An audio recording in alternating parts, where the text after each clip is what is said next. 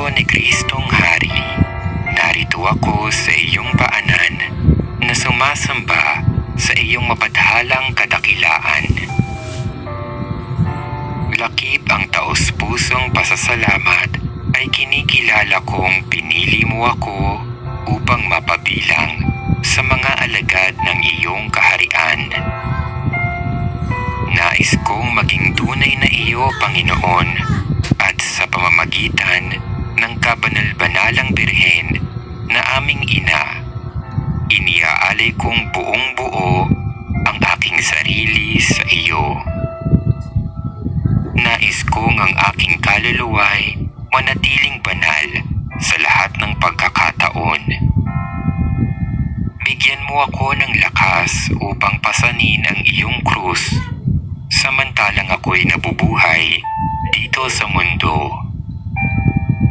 Kahit ang lahat sa palibot ko ay puno ng takot, nais kong sumalungat sa takbo ng karamihan at sumunod sa iyo. Ikaw ang daan, katotohanan at buhay. Gawin mo akong tunay mong alagad. Turuan mo akong manalangin. Asamin ko nawang palagi ang makiisa sa iyo sa banal na pakikinabang. Turuan mo akong mangaral sa pamamagitan ng halimbawa at salita. Maghari ka nawa sa aking puso, isip at buong diwa, nang lahat ng aking gawin ay maging ayon sa iyong dakilang halimbawa, turo at kalooban. Ipagkaloob mo, Panginoon, na maging daluyan ako ng iyong biyaya at pagpapala para sa lahat ng tao. Nawa magbalik loob sa iyo ang mundo, kahit mangahulugan ito ng paghahandog ng aking buhay. Amen. Hesukristo, aking Hari at Hari ng buong sanlibutan, kaawaan mo ako at lahat kaming makasalanan.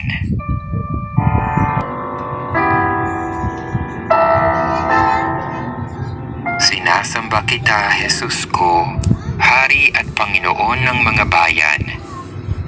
Ipinagkakaloob ko at iniaalay sa iyo ang aking buhay, pagkatao, pag-iisip, mga pangungusap, mga gawa, ligaya at kahirapan.